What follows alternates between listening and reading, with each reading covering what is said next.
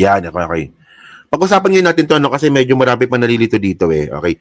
So, hello po, no, kay Malu Teodoro, kay Del Rosario, Delia Del Rosario, kay Jenaline Arsenas. Yan, okay. So, mga kababayan, no, kahapon nga po, talagang marami po nalungkot kasi nga, absuelto si Chis Escudero dito nga po sa kanyang kinakaharap na kaso regarding nga po sa COMELEC tungkol nga po sa kanyang pagtanggap nga ng pera ng 30 million sa hindi Sunwest eh. Ano bang ganun? O sa malala ko mamaya kung anong kumpanya yan doon. Kay Lawrence Lobiano. So ngayon, isa sa mga kumundi nandito, si Leila de Lima. Sabi dito, de Lima hindi kontento sa resulta ng investigasyon sa donasyon ni Lobiano kay Escudero. Okay. So, ayun na yun. Di ba? Centerways. Oo, thank you. Centerways. Oo. Hindi kontento si House Deputy Minority Leader at mamayang Liberal Party List Representative Leila de Lima sa naging resulta ng investigasyon ng COMELEC, Political Finance and Affairs, sa donasyon ng kontraktor na si Lawrence Lobiano kay Chis Escudero. Ay kay de Lima, ang resulta ng investigasyon ng COMELEC na walang paglabag sa Municipal Election Code ay may have been sort of diligence. Patay tayo dito.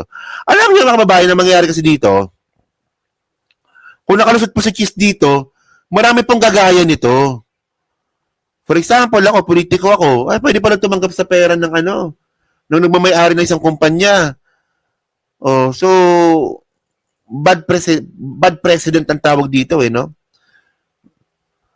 Kasi magiging reference po ito sa mga susunod na mangyayari. Gagayahin po si Chis. Ayun yung ibig ko sabihin. The law speaks of natural and judicial persons who have contracts with the government. It does not proven a natural person from being penalized under the law if that person as the beneficial owner of a corporate contractor donates to an election campaign, sabi ni de Lima. Okay. Oo nga naman, di ba? Pero mga kababayan, kasi ito, nabalitaan na po namin to, nung pa lang. Nung kami po yun last week ata. Last month. Napag-usapan na po namin to, kaming mga vlogger, sa The Big Five, sa The Big V, na malaki po yung chance talaga na maabsuelto si Chis dito. Kasi nga po, palpak po talaga yung batas. May problema po talaga yung batas. Kasi, ang nakalagay po kasi sa Omnibus Election Code, hindi pwede tumanggap ng pera ang isang politiko to the persons eh. Ibig sabihin nun, entity, company. So, palusot dito ni Chis Escudero, mga kababayan, tumanggap siya ng pera kay Lobiano, pero hindi po galing sa kumpanya. Sabihin man natin na ganun din yun. Pero yun po nakasulat sa batas eh. Kaya nga makapal ang mukha ni Chis, mga kababayan, na sabihin at umamin na, oo, tumanggap ako ng pera kay Lobiano. Kaya magkaibigan kami. Di ba kahit nga po na beneficiary owner o stockholder si Lobiano, may lulusot talaga ni Chis ito. Di ba? So may problema dito yung COMELEC. Sa tingin ko may problema dito, batas. Batas ang problema dito kasi may kapit tayo ng dito eh.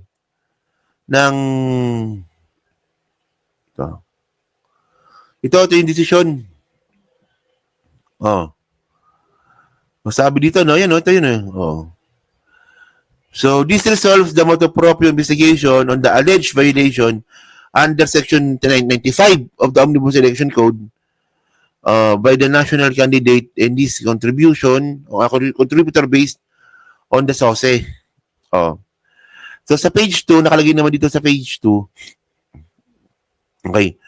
The aforementioned cases collectively affirm that mere ownership or control of the corporation is not itself a ground to disregard corporate personality. Patay tayo dito. Yan na.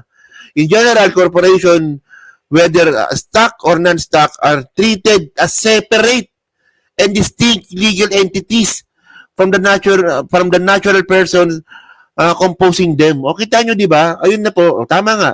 Ito nga yung naging desisyon nga ng COMELEC. Hindi porket na may-ari or stockholder, ito po ay tinitreat ng separate at distinct and legal entities. hiwalay.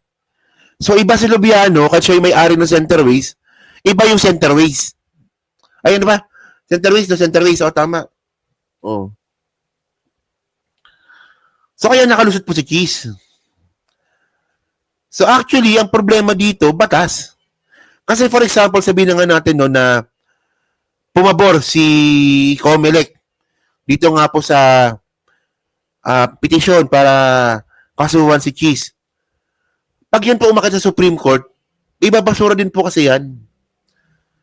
So, papayag pa ba na akit sa Supreme Court yan kung mababasura din para sa ang ending yan?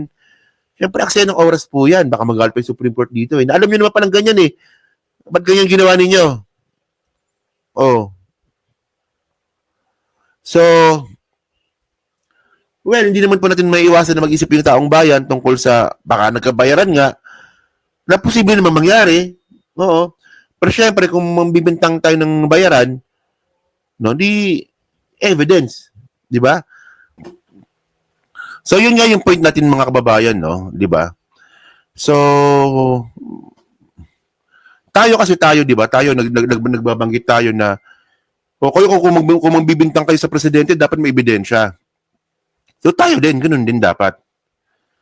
No, na dapat na may ebidensya din po tayo na nagkabayaran din po sa Comelec.